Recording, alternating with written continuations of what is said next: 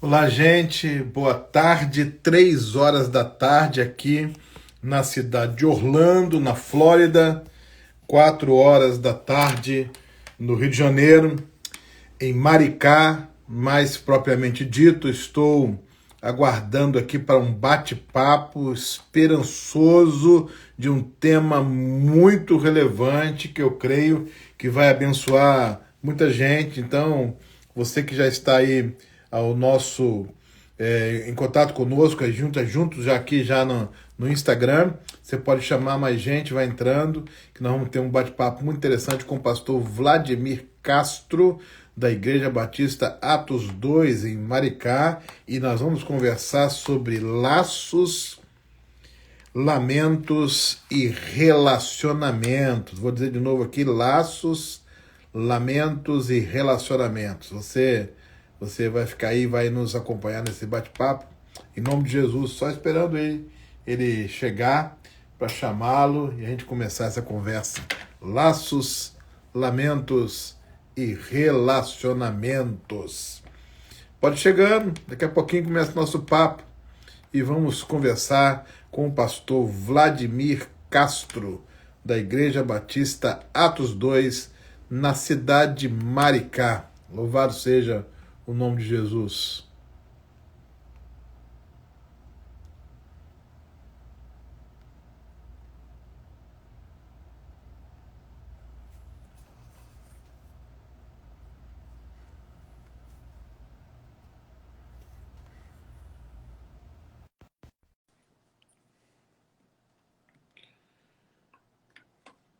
Boa tarde aí, Igreja Batista Pantaneira. Meu amigo Vladimir Castro, Igreja Meu Batista pastor Atos 2. Lécio, Tudo bem, tudo bem, meu querido? pastorzão? Rapaz, que bom te ver, rapaz. Que bom te ver. Saudade, saudade. Tudo bem com Rapaz, você?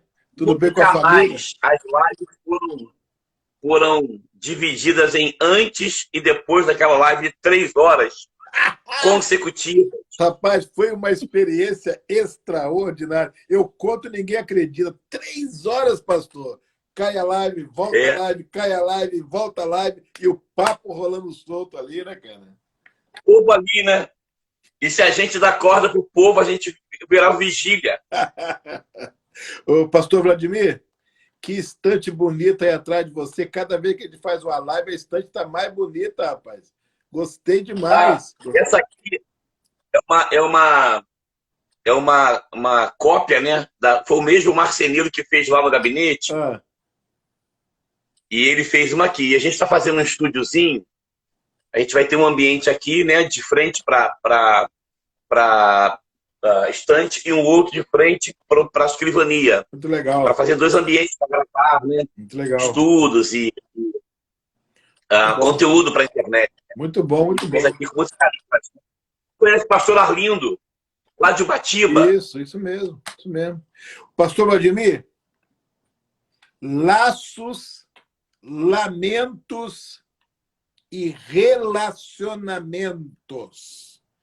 O desafio do impacto das crises na nossa história, na vida da gente, mas em especial nos relacionamentos. Você já parou para pensar como que os relacionamentos sofrem quando qualquer tipo de crise bate à nossa porta? Logo, relacionamento marido e mulher, pais e filhos, amigos, irmãos, quaisquer relacionamentos se abalam, sofrem quando vem uma crise. A crise tem o potencial, assim, estarrecedor de tocar os relacionamentos. Então, urge que nós tenhamos relacionamentos saudáveis, firmes, firmados na rocha para resistir os embates das crises. Está lançado o desafio do tema laços, lamentos e relacionamentos. Bem-vindo, pastor Vladimir Castro. Graça e paz. Muito obrigado, meu pastor. Estou feliz pelo convite. Estou muito feliz, me sinto muito honrado. eu queria falar algo antes de entrar no assunto, bem Claro, rapidinho, claro. de registrar, né? Não só para quem está aqui conosco nesse momento, mas para quem vai assistir depois, que fica gravado Isso. no IGTV, da relevância, pastor, do seu ministério, da sua vida, do seu chamado. Eu estava olhando, né, acompanhando, né, assim que começou a pandemia, eu me envolvi em muita, né, na verdade, eu transferi minha agenda pessoal para a internet. Uhum. E depois eu entendi que o propósito não era esse. Você precisava, né, tinha que discernir o que era para estar ali e o que não era para estar. E eu fui acompanhando muitos pastores, ministros, muita gente falando, aqueles horários de pico de audiência. E aí eu fiquei acompanhando, né, a sua live e eu assim, percebi algumas coisas muito importantes. Eu queria registrar isso. A primeira é a sua capilaridade, né, de entrar em vários ambientes, pastores, líderes, né, a cantores, pregadores, políticos, empreendedores, homens da justiça. Isso assim nos inspira muito, nos inspira muito. Eu tenho estudado sobre as 7 esferas da atuação na sociedade. Uhum. Eu tenho feito um trabalho sobre isso. Eu começo hoje uma terceira faculdade, que é a Faculdade de Ciências Sociais. Que bom, que bom. A minha arqueologia, né, a ciência social, habilitação para arqueologia. A Bia está fazendo relações internacionais e eu estou fazendo, né, ciências sociais para sociologia. Para que a gente possa ser uma voz e chegar também de uma outra maneira em ambientes e contextos que, como pastor, muitas vezes você já é percebido através de um filtro. Então, eu queria dizer assim, pastor, que o seu ministério é uma bênção, uma relevância muito, muito importante para esse tempo.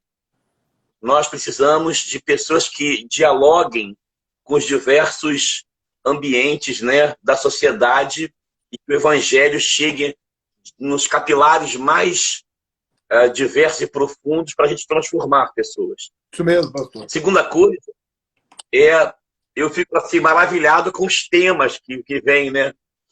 Eu falei, meu Deus, da onde vem isso? Laços, lamentos e relacionamento.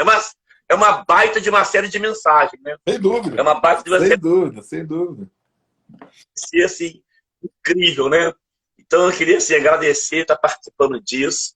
É muito bom caminhar com o senhor. E a terceira coisa, a sua leitura de tempo e contexto. Eu estou muito feliz, eu falei com o pastor sobre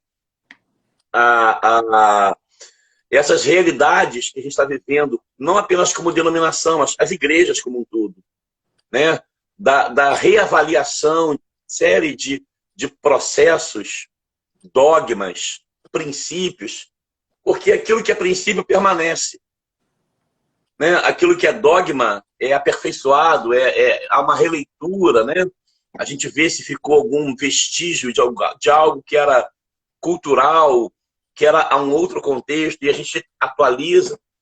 Então, eu tenho achado muito importante essas lives com diversos pastores, e tenho acrescentado a muitos pastores na cidade, fora da cidade, essas informações sobre como pastorear em um tempo de mudança completa, né? Na minha visão, nós não mudamos uma década. Na minha visão, estamos mudando uma era. Está sendo estabelecida uma nova era que se manifesta em diversas, né, esferas da sociedade, mas também nos relacionamentos, como é o tema de hoje, né? Sem dúvida. Eu queria deixar essa introdução. Sem dúvida, pastor. E agradecer. E esse tema, pastor, eu quero agradecer as suas palavras e quero estimular todo mundo que está aí acompanhando a nossa live, porque o evangelho que não dialoga, ele é inútil. O pastor que não dialoga com as diversas áreas do conhecimento, ele está restrito a uma ação muito mais sacerdotal do que profética. E nós precisamos crescer nesses 2 ângulos do ministério. O ângulo sacerdotal, que é aquele no qual nós cuidamos da ovelha, nós a ajudamos, nós a nutrimos, mas também no ângulo profético, no qual nós temos a palavra de Deus para interagir com a sociedade. Então, quando você lê o livro do Reinhold Niebuhr, Cristo e Cultura, uma das coisas que ele Sim, fala ali é isso, que Cristo ele não se impõe à cultura, mas também não se submete à cultura. Ele interage com a cultura. E nós somos, como igreja, não é isso? A representação de Cristo na sociedade. Então, é muito importante dialogar. E eu quero estimular os meus colegas pastores a fazerem isso, sem medo, dialogar, abrir o coração, ouvir o diferente, dar oportunidade para o contraditório, aprender a ler a vida com os óculos dos outros. É muito fácil lermos a vida com os nossos óculos. O desafio é lermos a vida com os óculos dos outros. E aí nós a entendemos melhor na perspectiva do outro, né? Isso, além de fortalecer as nossas convicções, nos melhora como pessoas, né? E quando eu pensei nesse tema, eu pensei em algo muito especial, porque na crise que nós estamos vivendo, muita gente está preocupada com usar máscara, álcool gel, distanciamento social, protocolo de segurança, porque é isso que está na mídia o tempo todo. Mas, para mim, a grande questão que se impõe nesta crise é a questão dos relacionamentos. Nós vivemos em função dos relacionamentos. Quando Deus disse lá no início, quando viu o homem, não é bom que o homem esteja só, ali Deus atestou a necessidade de relacionamento para o ser humano.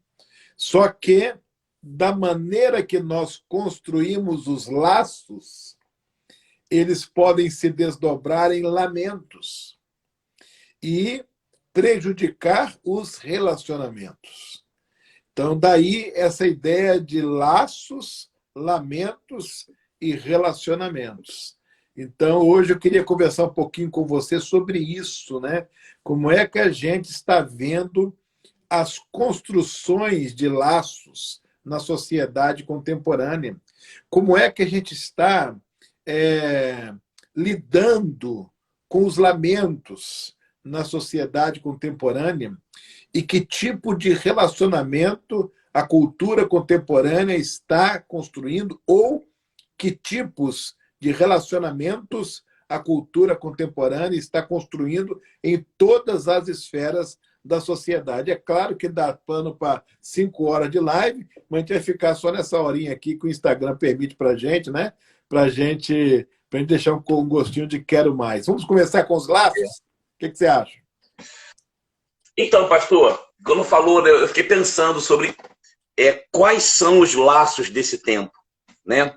Quais são os laços que a gente está submetido, né? Que estão diante de nós, que sem perceber nós estamos entrando neles e apertando eles de uma maneira cada vez mais com maior força e intensidade. A primeira coisa que eu pensei é que o primeiro laço é que nesse tempo as pessoas estão achando que tudo é tecnologia.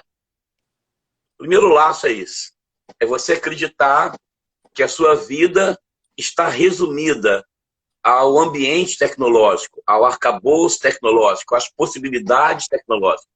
A tecnologia, sem dúvida nenhuma, ela é uma enorme ferramenta. Ela, em alguns casos, ela é complementar. Em alguns casos, ela é substitutiva. Em alguns casos, ela é fundamental, porém, ela jamais substituirá o relacionamento pessoal. Uhum. Por exemplo, eu me lembro que a gente conversou lá no primeiro momento sobre algumas reuniões que nós mudamos, né? A gente percebeu que a gente ainda era muito tempocêntrico e que a tecnologia nos ajudou, a internet nos ajudou a entender que a gente pode fazer muita coisa via internet e muita coisa, né, que a gente usava o tempo não havia necessidade. E aí a gente começou a mudar, por exemplo, em nossa igreja, uma série de reuniões, uma série de encontros que a gente percebia que não necessitava do lugar, mas sim das pessoas. E a internet era apenas uma ferramenta. Mas percebemos também que em algumas situações, aquele tipo de reunião, aquele tipo de assunto, aquele tipo de contexto pressupunha um encontro pessoal, que é uma necessidade que é insubstituível, o olhar, o gestual, né, aquela comunhão mais próxima, aquele posicionamento talvez mais conciso.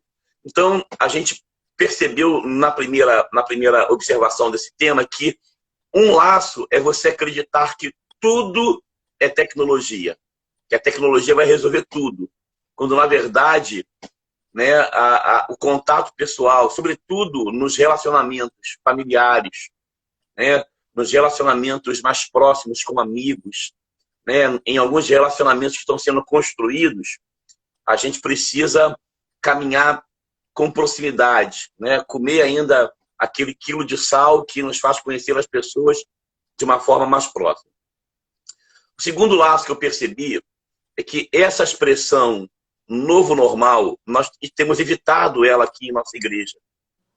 Essa expressão novo normal é uma expressão que cabe muita coisa dentro dela de uma forma natural. Eu vou usar 2 exemplos.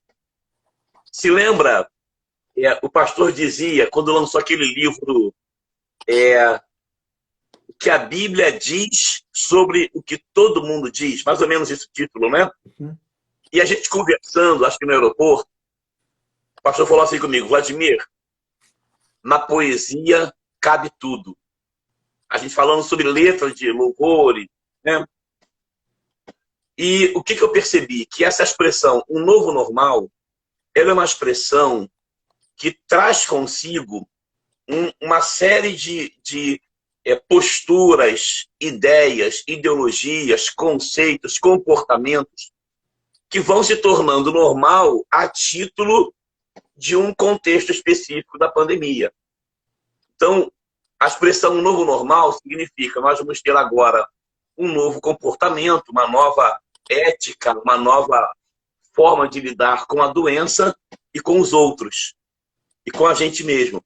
Porém, nós não temos um novo normal em muitos ambientes da sociedade, em muitos princípios. Eu me lembro que nessa reunião do presidente Bolsonaro, que foi a público, um dos ministros, se eu não me engano, ministro do Meio Ambiente, falou assim: vamos aproveitar que a mídia não está olhando para a gente e vamos passar aqui as reformas a reboco aqui dessa questão. Todo mundo olhando para a pandemia, vamos passar por aqui. Eu não quero fazer uma crítica ao ministro, se está certo, se está errado. Eu quero usar da expressão dele, porque em muitos contextos, a título do novo normal, as pessoas estão achando muitos comportamentos, muitos valores, muitas práticas que são extremamente naturais aos olhos da sociedade pós-moderna, mas que para a igreja, fundamentada na palavra, em princípios, a gente entende que aquilo não cabe à luz do evangelho. E muitas pessoas dizem: pastor, mas isso é o novo normal. Não, não é o novo normal. A palavra continua, os princípios são imutáveis. Os princípios, eles ultrapassam as sociedades, as culturas, as realidades. Então, esse jargão que vem a reboco da pandemia, ele me trouxe essa luz de que muita coisa está a reboco do novo normal, da expressão novo normal, está entrando, né, como sendo um novo comportamento social aceitável, uma nova forma de vida aceitável, um novo modelo de família aceitável, um novo modelo de relacionamento aceitável, uma ética pessoal da valorização, né, do ego em relação a princípios fundamentais nos relacionamentos, casamentos abertos, e outras, tipo, eu poderia citar aqui 1000 coisas a título do novo normal. Então, eu entendi que isso era um segundo laço. Agora, Né? antes do irmão mencionar o terceiro, vamos trabalhar um pouquinho nesses dois que o irmão sugeriu aí, porque já são dois laços enormes. O primeiro, quando o irmão propõe essa reflexão sobre a questão da visão sobre a tecnologia, né? Então, na minha visão, eu concordo com o que você falou, e na minha visão, a tecnologia é uma via paralela. A tecnologia, ela não pode nem prejudicar e nem impor. A tecnologia, ela está para ser serva. Então, a nossa sabedoria deve ser em usar a tecnologia para construir, manter e melhorar relacionamentos. Vou dar um exemplo. As pessoas que estão hoje internadas nos hospitais, elas não podem receber visitas, mas elas podem ligar o FaceTime. E através do FaceTime, elas podem conversar, olhar, ver, interagir com seus familiares, podem receber consolo, podem receber conforto. Anteontem, domingo, depois do almoço, eu recebi uma notícia que uma missionária na Índia, que foi minha ovelha em Salvador, com quem eu tenho uma ligação muito próxima, de pastor, de mentor, ela disse: pastor, eu vou fazer uma cirurgia de emergência. E aí, ela já estava no hospital e eu pude orar com ela. E depois que acabou a cirurgia, ela disse: poxa, pastor, muito obrigado. Fez muita diferença na minha vida e da família aqui, a oração que você fez. Então, note que a tecnologia, ela permite o surgimento, a construção, a manutenção, a melhoria dos relacionamentos.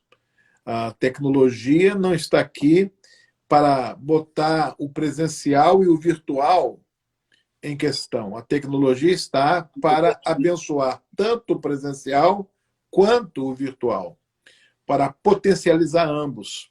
E nós precisamos olhar a tecnologia com esses óculos do bem e usá-la para o bem. Então, hoje, você pode chegar até uma pessoa com rapidez, com premência, mesmo diante de barreiras intransponíveis. Então, por exemplo, visitar alguém no hospital hoje é uma barreira intransponível. Você não pode, por exemplo, se você tem uma esposa, um filho que testou positivo na Covid, ele vai ficar isolado num quarto. E você não pode ter contato com ele. Mas a tecnologia permite que o relacionamento seja nutrido, né? Então, é essa reflexão aí, adicionando aquilo que você falou.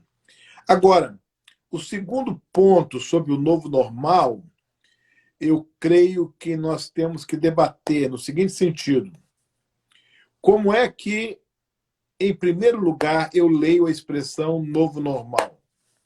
Eu leio como o resultado de um processo dialético, não é? Tese, antítese e síntese. Então, a tese é o que nós éramos e vivíamos antes da pandemia. Essa era a tese. A antítese é a pandemia. A pandemia chegou e se instalou e se impôs. E pressionou. Qual é? Né? Então, qual vai ser a síntese? Não é? O nome que você quiser dar para isso está valendo. Quer chamar a síntese de normalidade, né? Realidade em expansão, novo normal, não tem problema, mas que a síntese precisa ser alvo de uma reflexão, sem dúvida alguma. Agora, veja bem, a síntese ela é construível e não construída. Ou seja, nós temos oportunidade de afetar esta síntese. Então, o que nós vemos com a igreja ao longo da história, pastor? A igreja sempre na retaguarda da história. A igreja sempre na cauda da história. A gente não vê a igreja na vanguarda da história. E agora... Só para interagir com nessa expressão aí da vanguarda. Pois não. Reforçando essa ideia, eu escrevi um texto esses dias sobre a questão polêmica da Tami, né? Que é um transgênero, né? E agora é Otami, é o nome social, né? E falando sobre isso, sobre uma crítica reflexiva, no sentido de que a igreja, muitas vezes, eu falei sobre ela, ou ele, né? Falei sobre ele, falei sobre a Natura como o marketing, né? A questão de se aproveitar de um segmento, de ter um olhar que não é um olhar no sentido de defesa de minorias, mas é um olhar de aproveitamento do segmento social. Mas, sobretudo, exatamente esse tema da igreja, porque qual é a proposta? É o boicote. Ok, o boicote pode ser uma arma poderosa, eu não tenho dúvida disso. Mas nós, como igreja, não podemos estar na retaguarda sempre propondo um boicote. Claro. Ano passado, Porta dos Fundos fez um especial de Natal colocando Jesus como um protagonista com vergonha. E aí, boicote, polêmica, né? E aí passa 2, 3 meses, não acontece nada. Então, a relevância da igreja não está no fato dela sempre, né, estar reagindo.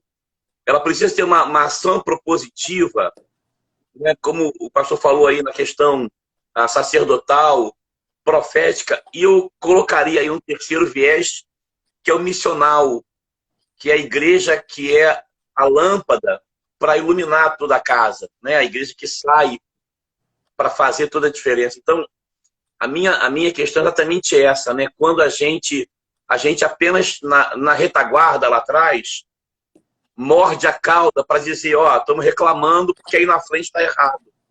Agora veja só, agora veja só uma coisa. Quando você olha para o que está posto, não tem outra alternativa a não ser reagir. Mas quando você olha para o que não está posto, então veja bem, a igreja está tendo agora a chance de influenciar e de afetar o novo normal, ou a síntese do processo. Então, o que acontece? Como é que estava vindo a história antes da sociedade? A coisa estava ficando complicada. Veja, por exemplo, aí na questão da família, não é? Na questão da identidade de gênero, na questão da corrupção, na questão da inversão de valores. Não é? Estava vindo nessa direção aí. Vem aí agora a antítese, a Covid-19, pum! Fez nascer a oportunidade de uma coisa nova vir.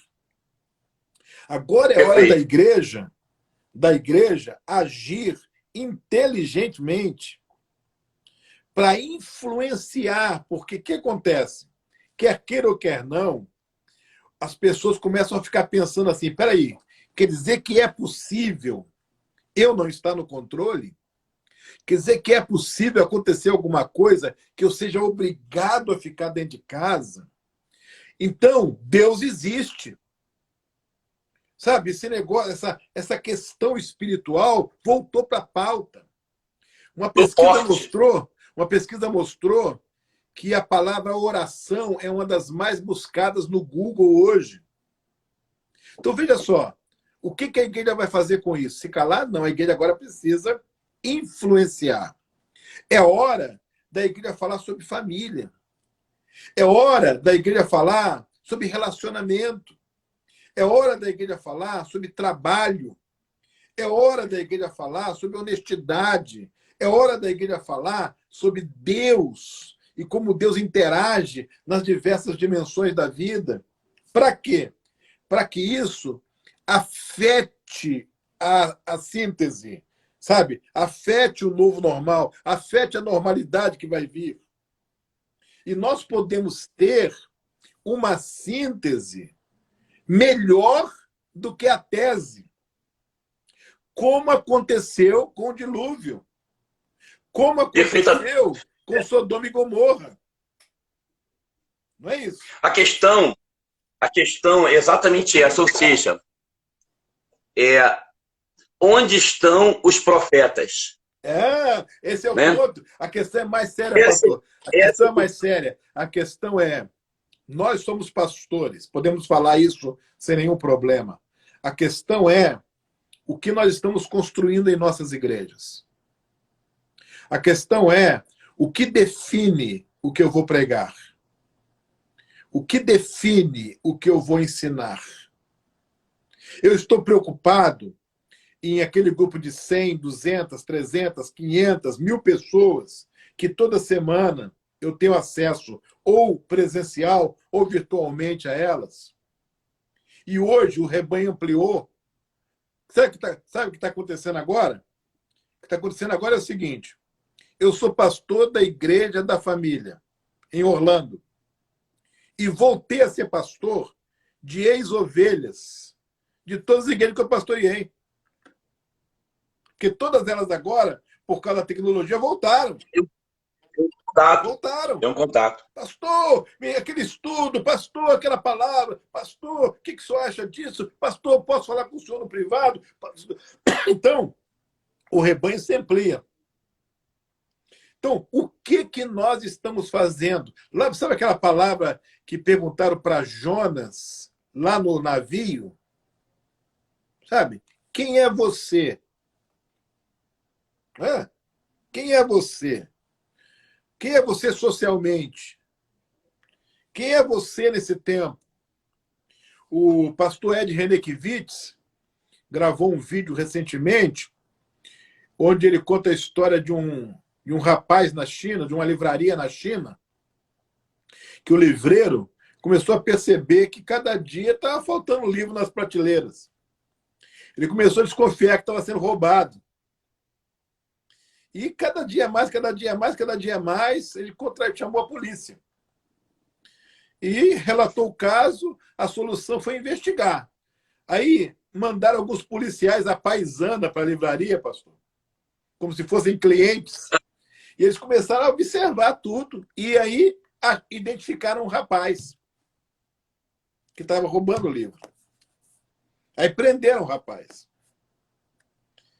Aí perguntaram para ele assim, quantos livros você roubou? Ele falou assim, mais ou menos uns 800. E para que você roubou esses livros? Foi para revender? Para fazer o quê? Ele falou assim, não é para revender, não, eles estão todos lá em casa. Então, para que você roubou? Porque eu não tinha dinheiro para comprar. Mas por que roubar ali para ficar na sua casa? Aí ele falou, porque eu estou procurando descobrir o sentido da vida.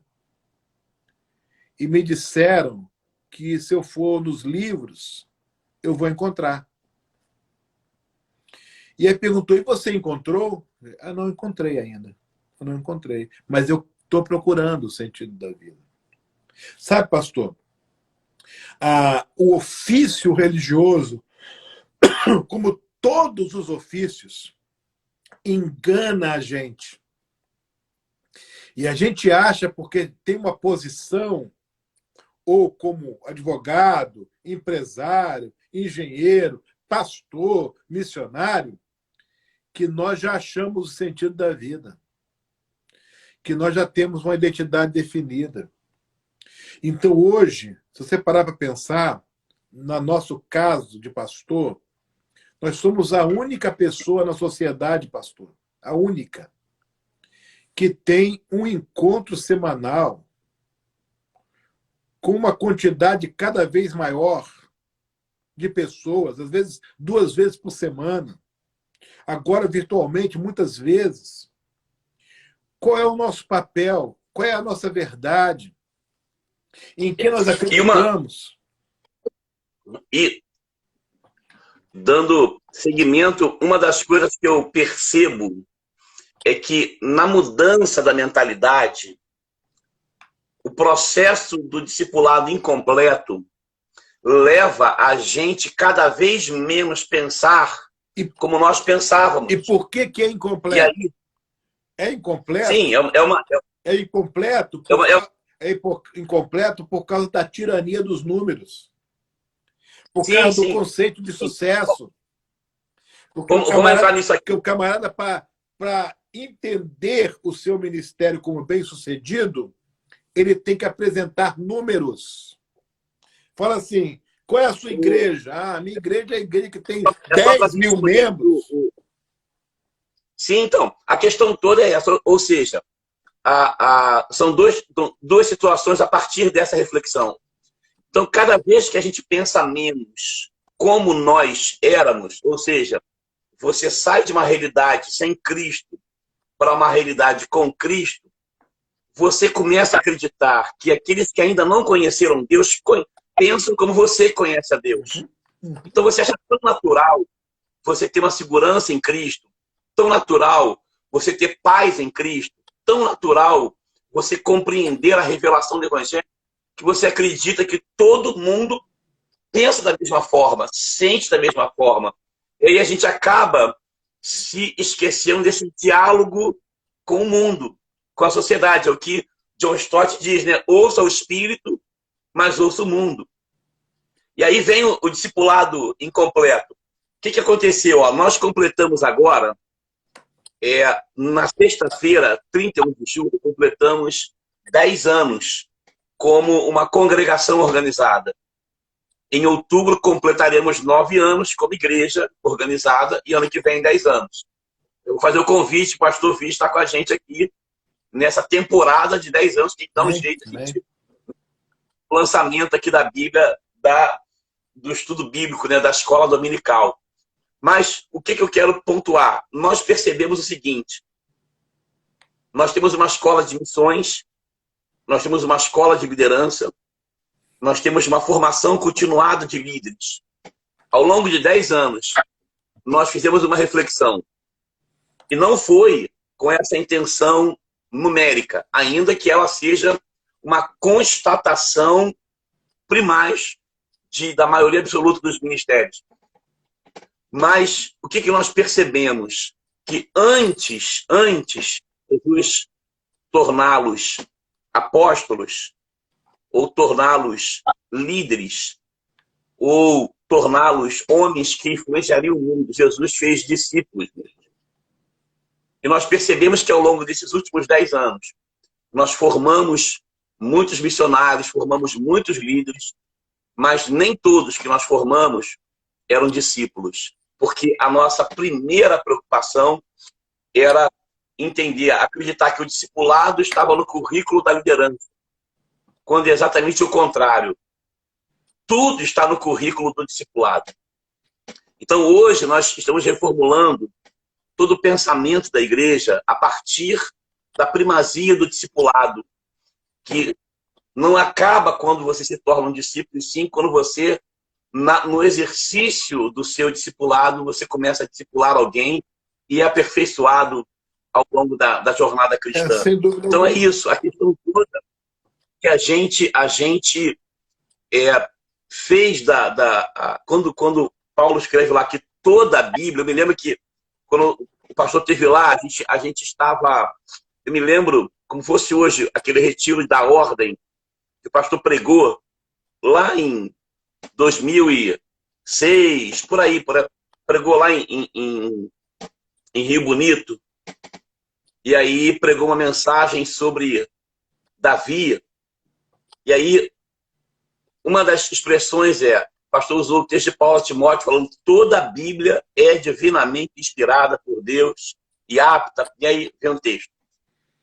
E aí, a gente muitas vezes faz um recorte de partes da Bíblia sem compreender a necessidade de uma aplicação completa de toda a Bíblia no processo da formação espiritual de uma pessoa. E outra coisa, pastor, além disso, digamos assim, a visão predominante ainda é de gueto. A visão predominante ainda é de isolamento. A igreja faz distanciamento social há muitos anos, mas distanciamento social das pessoas. Por quê? Porque a igreja fala uma linguagem que as pessoas não entendem. A igreja convida as pessoas para uma coisa que nem a igreja sabe explicar o que é. A pessoa entra no culto e tudo que acontece ali no culto de bem é porque tem um canal que chama-se emocional e espiritual, que a coisa acontece por ali. Porque se depender do entendimento dos códigos, a pessoa nunca vai se converter, porque ela é impossível entender. É impossível entender a linguagem, os códigos, porque nós não somos intencionais nisso. A gente está satisfeito porque a gente sabe o que é. Mas a gente não está nem aí para a pessoa que não sabe. Então, nesse tempo agora, a gente está tendo a chance, pastor, de repensar a igreja. Sabe? Sem medo, sem máscara. Sabe? Nós temos que tirar a máscara, sabe? Repensar a igreja. Dizer assim, gente, Jesus Cristo nos deu uma missão simples demais. Pregar o evangelho a toda criatura e batizar. Aí, depois disso, ensinar. O currículo é extenso demais, pastor. O currículo que Jesus deu foi extenso. Não tem programa de discipulado que cubra. É assim, ó. Não tem. Todas as coisas que eu vos tenho mandado. Esse é o currículo. É para ensinar tudo. O que Jesus está dizendo? É a vida. Você tem que acompanhar a vida inteira aquela pessoa que foi batizada. A vida inteira. Agora, não adianta repetir as mesmas coisas. A pessoa tem que crescer. Então, veja só. Final, né? Que você gira em torno do mesmo lugar, mas sempre crescendo. Então, veja só. Se você começa a repensar a igreja, você repensa o púlpito da igreja, a cátedra da igreja, o pastor da igreja, o membro da igreja, a liderança da igreja, o prédio da igreja, as ferramentas da igreja, a estrutura da igreja. Aí você responde a seguinte pergunta: tudo isso está aproximando a gente das pessoas para facilitar o processo de pregação ou está distanciando a gente das pessoas? Infelizmente, pastor, numa avaliação tranquila, nós estamos distanciando. E agora Deus... Essa colocação que o pastor fez aí, eu acho que ela foi assim, uma colocação assim cirúrgica. Nós praticamos, ainda que inconscientemente, o tempo. O distanciamento Então, veja só. social Então, veja só. É incrível. Agora Deus está intervindo e falando assim, eu vou dar uma chance para a minha igreja, para ela repensar, se reposicionar. E aí, esse reposicionamento, ele é traumático. Por quê?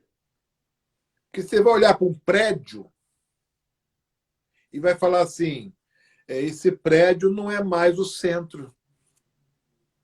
Ele é importante, ele vai ter um lugar, mas ele não é mais o centro.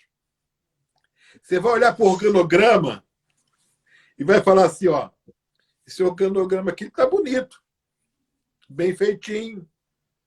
Mas estas funções, elas têm que ser repensadas. Por exemplo, vou te dar um exemplo, pastor. Como é que você chama aí na sua igreja a pessoa que cumprimenta quem entra no santuário, quem entra no templo? Ô, seja bem-vindo, dá o boletim, alguma coisa. É recepção, são os introdutores, né? Recepção, tal. Muito bem. Muito bem, recepção. A pessoa tem que chegar em qualquer lugar, tem que ser bem recebida. Mas pensa na ideia macro de recepção. A recepção não termina quando a pessoa entra pela porta da igreja. Começa. É isso. Começa antes. A recepção começa quando ela liga para a igreja, quando ela vê um folheto da igreja, quando o nome da igreja é anunciado, o próprio nome da igreja. Fácil de entender, ela conecta logo. Não é uma coisa que só faz sentido para quem é crente. O modo como a igreja apresenta a si mesmo para a sociedade. Quando o nosso foco deixar de ser a nossa teologia, deixar de ser o que eu gosto e passar a ser o não crente, eu preciso comunicar o evangelho para o não crente. E quando ele se tornar um crente, eu preciso a vida inteira acompanhar esse camarada. Mas eu vejo que conseguir acompanhar se primeiro eu ganhar. A gente, como um todo, de uma forma quase que instintiva e por osmose, a gente trilhou por um caminho de polos. Ou você tem muita reprodução, ou seja, você faz porque sempre fizeram assim. Então a gente pegou e importou um modelo que nos foi ensinado de doutrina e deu o nome de discipulado, né? Já foi para a classe do discipulado. E ali nós reproduzimos o modelo. E saímos de um polo desse, quem rompeu com isso ao longo das décadas, para um polo, para um outro extremo chamado revelação, em que a pessoa faz uma coisa a cada momento, a cada circunstância, a título de revelação. Então você tem uma igreja hoje que trabalha por reprodução, ou seja, ela criou um sistema, pastor, né? E a gente... Só um parênteses. Vamos falar o português claro. A maioria das igrejas, das denominações, surgiram com base no fator vaidade, orgulho, e não no fator missional que você citou agora há pouco aí. Então, o que é importante? O que é importante? O importante é se eu estou conseguindo esvaziar o inferno. O importante é se eu estou conseguindo levar mais um para Jesus. Agora, como é que uma igreja dorme em paz se ela passa um ano inteiro e não levou quase ninguém a Jesus? Mas note, tudo funcionou bem. Os eventos bombaram, os cultos bombaram, tudo foi jóia, acampamento inesquecível. Só que no final do ano, a igreja não levou quase ninguém para Jesus. Alguém disse, pastor, que isso é uma das coisas mais incríveis que está acontecendo agora, que é o novo normal, ou que é a síntese, né, do que está acontecendo. Alguém disse que aquele tempo do silêncio de Deus, que Deus não se revelou à igreja não, ao povo, né, não deixou de ter sacrifício, não deixou de ter culto, não deixou de ter reunião, não deixou de ter oração. Só não tinha Deus. Mas tinha o substituto. O resto tinha mas tinha o substituto. Né?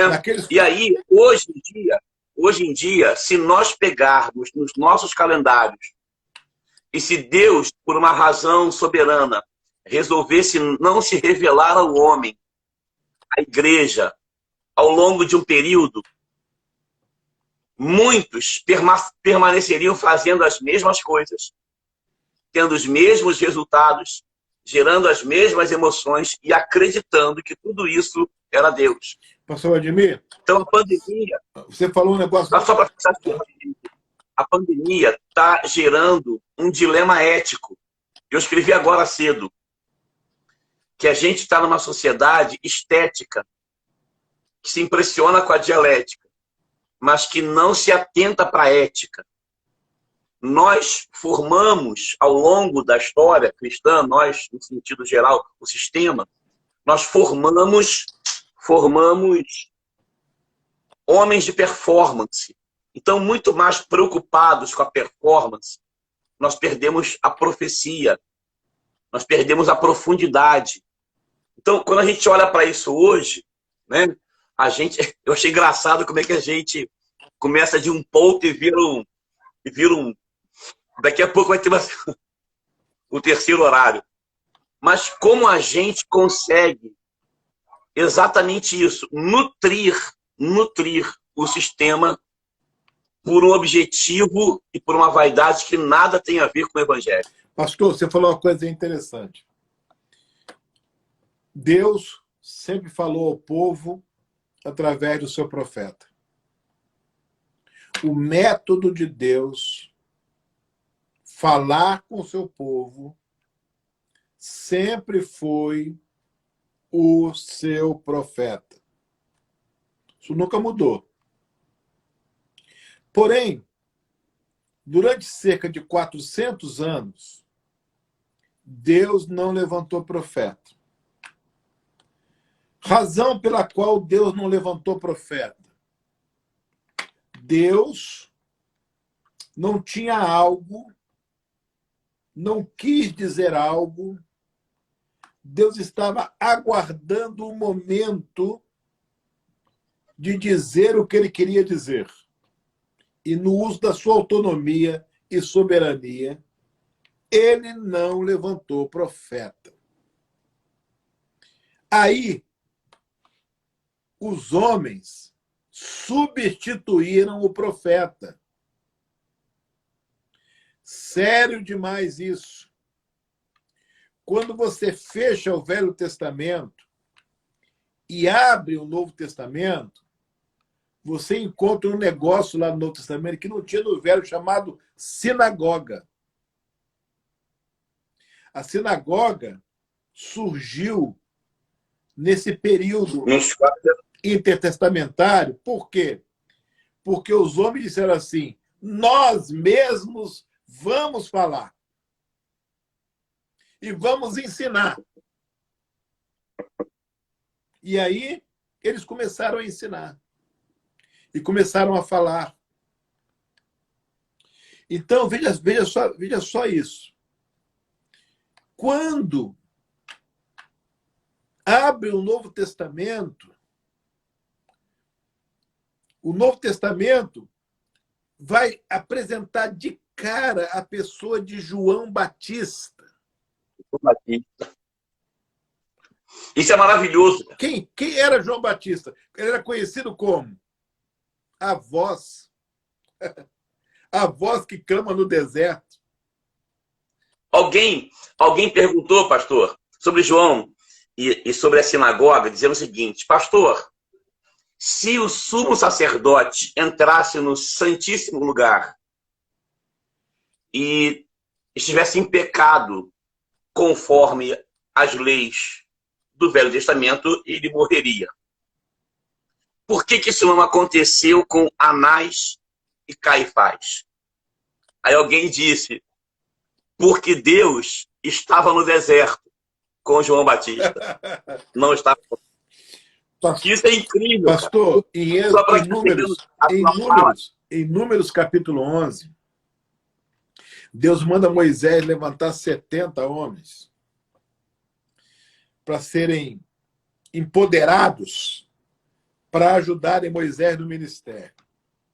No dia do empoderamento, 2 deles não foram. Só foram 68. 2 não foram. Mas O empoderamento era para 70. Então, aqueles dois que não foram, receberam empoderamento e começaram a profetizar. Depois que os 68 profetizaram, depois disso, os dois que não foram empoderados, começaram a profetizar. Um jovem, é a Bíblia que diz que é jovem, não sou eu que estou dizendo, não. Um jovem viu aqueles dois profetizando, correu e foi falar com Moisés. Ó, eles dois estão profetizando lá no arraial. Aí, pastor, Josué disse para Moisés assim: Moisés, proíba logo esse jovem de ficar profetizando. Experimenta a palavra, né? Aí Moisés fala assim: estou identificando ciúme aí. Eu? É. Não tem ciúme, não. Aí Moisés fala assim, olha o que Moisés fala, pastor. Eu me emociono com isso.